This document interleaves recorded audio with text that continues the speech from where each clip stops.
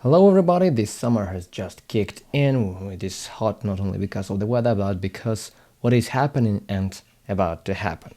And without further interruption, let's go into the news.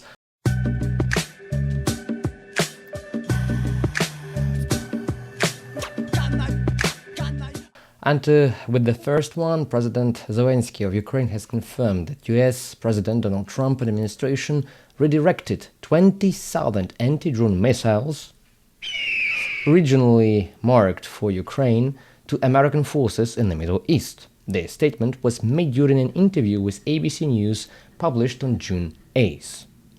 And we counted on this project.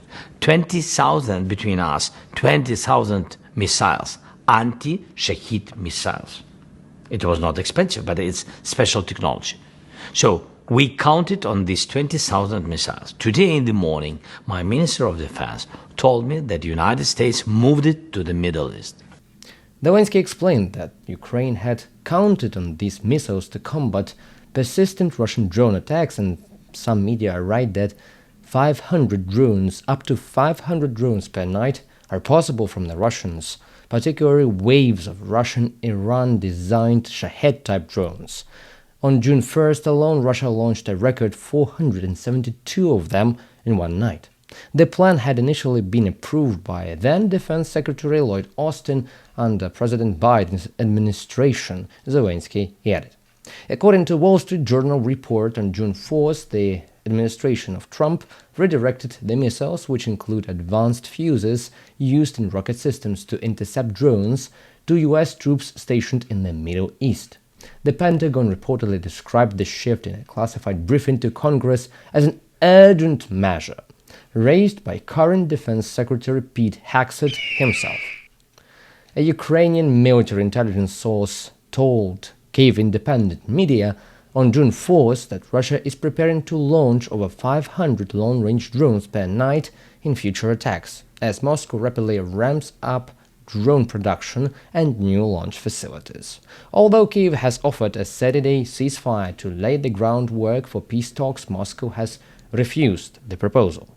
Trump, who spoke with Putin on June 4th, remains focused on negotiating a ceasefire and has declined to impose new sanctions on Russia as of this moment.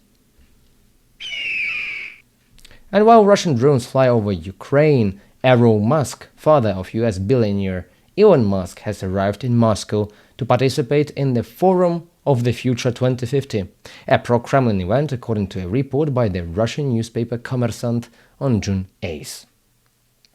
The visit comes amid a growing public rift between Elon Musk and his now former ally, US President Donald Trump. The Minister of Finance even punched Elon in the face, according to some media reports and photos. The Forum of the Future 2050 will be hosted by the Tsarograd Institute and led by far-right Russian ideologue Alexander Dugin. I'm eager to meet everyone. From what I know, Russians are among the most intelligent people in the world. It would be foolish not to hear their perspectives, Errol Musk told Russian state news agency TASS.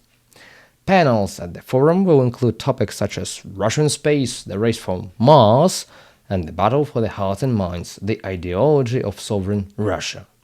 Russian Foreign Minister Sergei Lavrov, oligarch Konstantin Malafeyev, and state TV anchor Yekaterina Andreeva are among the scheduled speakers as well. Errol Musk, a former South African businessman and politician, previously praised Russian President Putin, calling him a strong leader, and stated in an April interview with BBC Russia that it would be foolish not to admire him.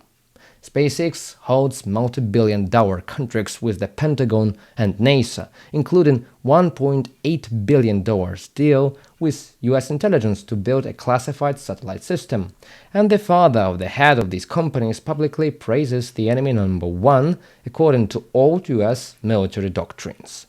How interesting! Russian Duma member Dmitry Novikov recently even suggested that Moscow would consider granting political asylum to Elon Musk amid his dispute with Trump, if that is needed. That's the real surrealism to me. What about you? And finally, Slovak Prime Minister Robert Fico said on June 9th that Slovakia will block any new European Union sanctions on Russia that it deems harmful to its national interest. The term deems harmful is very ambiguous itself, and who knows what might seem dangerous to the Slovak government in the sanctions proposals. Maybe if they hurt Russia, for example.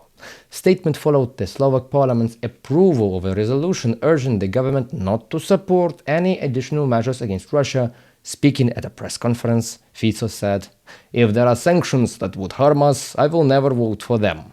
He specifically mentioned that he could not support any measures that would block the import of Russian fuel for Slovakia's nuclear power plants.